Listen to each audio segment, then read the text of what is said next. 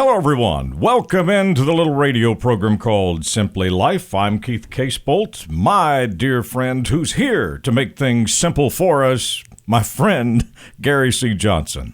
Isn't it wonderful to be here? Isn't it wonderful to be alive? I appreciate it more today than I did yesterday.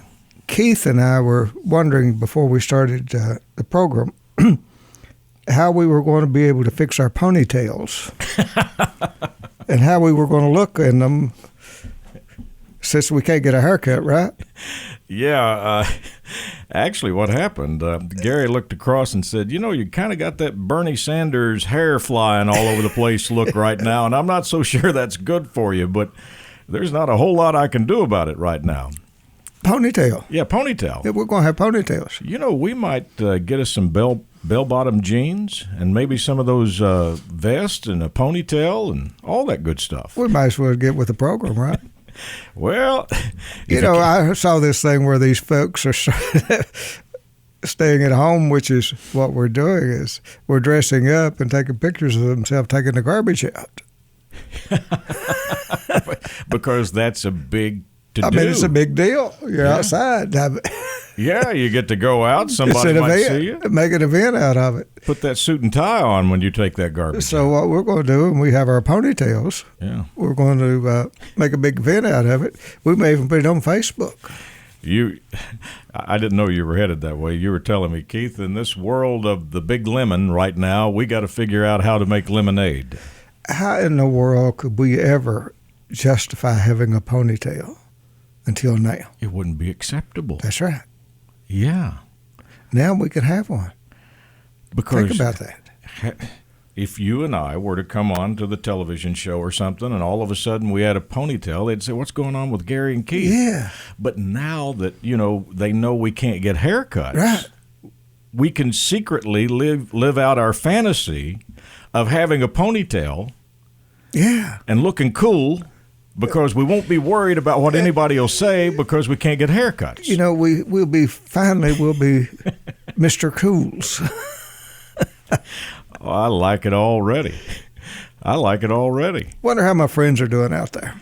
What do you think? Gary, they're probably like us. They're probably saying when, if, I hope. They're probably using a lot of words like that. Today I was going to talk about the dash a little bit till I got off onto the ponytail. Hey. I couldn't resist the ponytail. I love where your thought pattern goes. Let's think about your dash. Okay? Yeah. My friends, you ready? That dash is what we've got, right? No more, no less. 0. We know that there's an end to the dash. Definite. No question. So far, no one's got out. We don't want to accept that, but it's going to happen, right? We keep thinking we'll figure a way out of it, but no one has before us. There's someone the other day was really frightened and scared about the virus, which is fine. I can live with that. Sure, it's concerning, very concerning. But I sat down with them and I said, look, in the end, there's no question we're all going to die. And if we take what little dash we've got and we panic and we worry and we whine and cry about it, then we might as well have it already over with because we've given up our life. We gave up that period of time. We gave up the time we had. And somebody said, well, we got to get ready for the apocalypse or whatever. And I said to this person, no, what will be will be. If you tried to get ready for that, it's not going to happen because it's impossible. You can't predict what's coming. You can't predict what's going to happen. But what you can do is assume, and we're going to make an assumption here, right? Even though you're not supposed to, that it'll be okay. That as human beings, we're resilient. We'll cope. We'll deal with it as it comes, as our generation and generation and generation before us has done. And What about that 2018 when there's 20 to 50 million people died of the Spanish flu? They made it through it, the ones that survived, and went on with life. And now it's just a part of the history from 1918 that you talk about something that people survived, got through, and then unfortunately the next big disaster came. And when you look at the statistics, the vast majority of people are going to be okay from this, even though it's dangerous, and if you get it, it could kill you. But I think our country will go on and be fine. You know, what gets me about what you're saying is I think about the people in the last 2 or 3 months who have lost their lives that didn't lose it to the virus. They may have been worried, sick about the virus, but yet they died in an automobile accident or something else happened to them, and it wasn't the virus that killed them. So they spent that time worrying about something that didn't happen to them. I was reading the other day that some folks didn't go to the emergency room when they should have for other reasons because of fear of the virus and died because of it. Of a completely different physical ailment. I'm not downplaying the virus. It's a big deal. Okay. It's a big deal. It's a worldwide dangerous. deal. It's a worldwide problem. But in the same sense, each of my friends out there needs to live their dash. If they don't have it today, enjoy today. Enjoy it to the best and the fullest you possibly can. And if you're really bored, put your tuxedo on and take the garbage out. And if you want to have some fun, turn around and start twisting the back of your hair into a ponytail. Yeah, and see how that's going. I'm serious. You can make a big event out of nothing almost. Gary, I wish, and this is my goal from your teachings, that I could wake up every morning of my life and be strong enough to say, treat this day like it's your last. Everybody that you meet, everybody that you talk to, everything that you do and encounter, do it with the passion that this would be your last day on earth. And my friends, it could be. Yes. There is absolutely no guarantee of tomorrow. Now, there may be hope and a promise of it, but we have today. Hoo-wee, guys. Let's enjoy today. What was that little thing you gave us on the radio program? The ultimate display of hope is when you set the alarm clock for 7 o'clock the next morning. Yeah, that's it. That's really showing that you have ultimate hope in that there's going to be another day when you set that alarm clock expecting to wake up. It's exactly right. You just, the thing about it is, life was meant to be enjoyed. Life was not meant to be terrorized by whatever you're hearing about everything. Now, you have to be safe. Do everything in your power to wear your mask, your gloves, or whatever you have. Social distance. Do everything in your power to not get the doggone thing. But don't let it destroy the quality of your life. Gary and I right here in our social distancing between us is our disinfecting Clorox wipes. And Gary, before the program, pointed this out to me. It says clearly on the bottle, kills 99.9% of all viruses and bacteria. And Gary said, boy, I'd like to know what that 0.1% is. Yeah, does that get the rest of it? I got the 99.9, but what's that 0.1 that it doesn't kill? I said, that's a good question, Gary. I've never thought about that. Well, what they're saying is there's no certainty about anything other than the fact you're alive as you're listening to this program. Now, that is an absolute certainty. You know, and back to that today, if we truly knew that today was our last day on this earth, you and I doing this program to our friends, we would tell them how much we appreciated them, how much we thank them for giving us their time over the last 20 years to listen to us on this radio program. We would thank everybody in our lives. We would go to work with a smile. We would meet and greet people. We would say a bunch of I love yous, I appreciate you. What a wonderful day. You'd make sure you stayed up late enough to watch the sunset? Oh, my goodness. Yes. You'd watch the sun rise. You would look at the clouds. You would look at the trees. You would take in everything in that 24-hour period. So, my friends, you need to live life as though that's what you've got and enhance yourself. Now, I want to say just one little thing about the news. If something bad, really bad, is going to happen, then a disaster or whatever, you need to know about it from the news. But if you're watching the news and all it's doing is fear-mongering, change the channel. Gary, are you talking more about stay away from the commentary and just get the facts and get the news? Get the facts, forget the talking heads and all the stuff they're talking about. But you need to stay informed. You really do. But in the same sense that if you're watching what they call the news, and it's not really news, it's just commentaries from talking heads and a zillion commercials, you might want to do something else. You know, I got to be honest with you. I did not realize until you told me, Keith, keep switching from channel to channel to channel. Watch all of them. You did this about 4 or 5 weeks ago.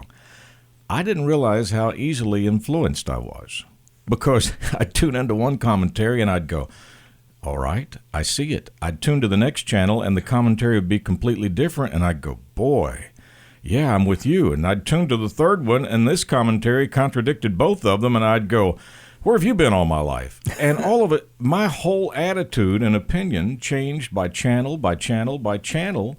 And I thought, are you really that easily influenced by people? And I caught myself doing that thing you told us not to do. They tell me.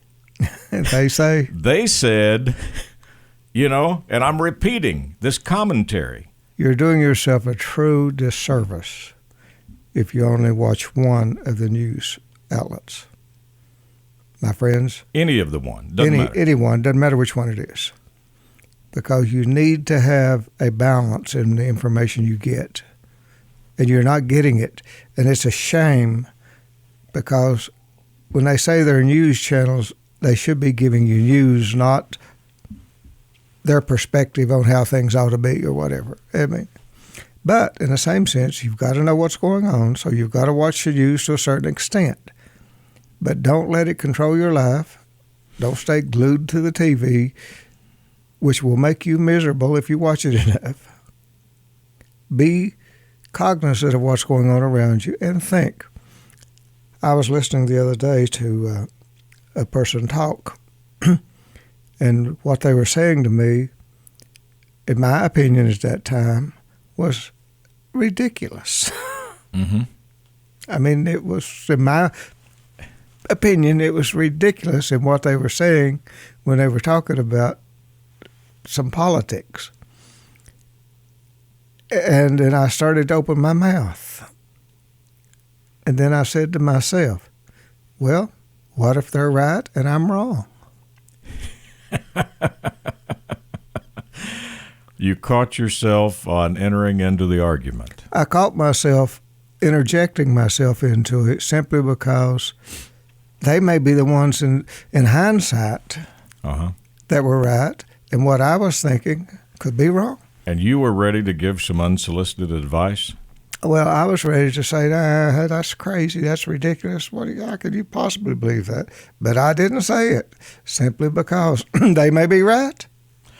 I got to tell you an example of the unsolicited advice, not to get off the subject, but this is how easy we can do it. I got into my son's car the other day to move it in the driveway. When I got out of the car, I came into the house and I said, son, why do you have your seat so low down? I mean, you've got it leaning back and it's so low you're almost sitting on the floor. He said, that's the way I like to ride it.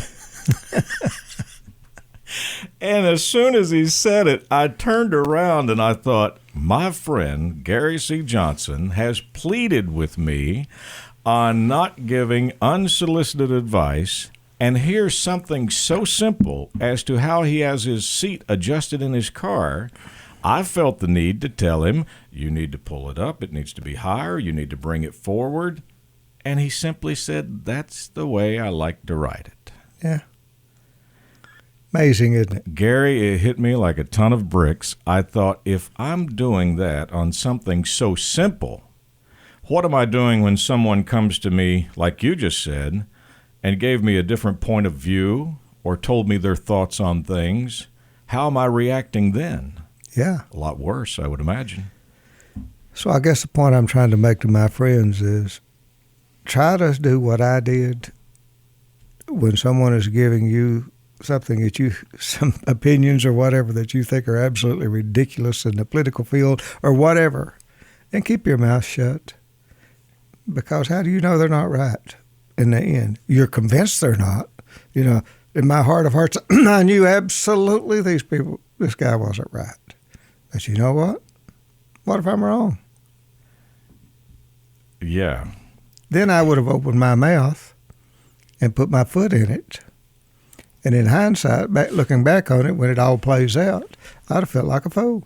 You pointed this out one time when you talked about the assassination of our great president, Abraham Lincoln. The best doctors in the country at that time, according to history, gave him a couple of shots of whiskey and bled him. Give leeches. With leeches. And that was the treatment. That was the treatment of the day, and that was the thought pattern of the day. Today, anybody can look back and say, there was so much more you could have done. They sure didn't need to be bleeding him. No, absolutely not. But at the time, what'd you call it? The collective wisdom? Collective wisdom. Okay, so at the time, that was the collective wisdom. That was the smartest and the brightest people we had in the country. Now look where we've evolved, and we know that was the wrong thing to do. And one thing I have learned over my years of living is that the collective wisdom is generally wrong. In hindsight. In hindsight. Not at the time. Not at the time. It's what it is. Because even you and I right here today, whatever our thought patterns are, it's based upon the information we have, correct? Well, just remember the collective wisdom at one time was the world was flat. Yes. And that the sun revolved around the earth. That was the collective wisdom. Sure. So now time has proven those things to be wrong. So you're saying to us today, before you jump out and tell somebody, oh, no, you're crazy, you're wrong, you better wait because time might say that they were right. That's right. You don't know. I mean, and even though there's nothing wrong with having an opinion and there's nothing wrong with your beliefs, because you will have those. The question is do you keep an open mind when you have those things, such that, if need be, you can change those opinions without looking like a fool? Gary, would the prudent thing be to look at that individual and say, "That's interesting. What facts or what made you come up with that idea, or how did you arrive at that scenario?" And is that what they say, or is that what you know?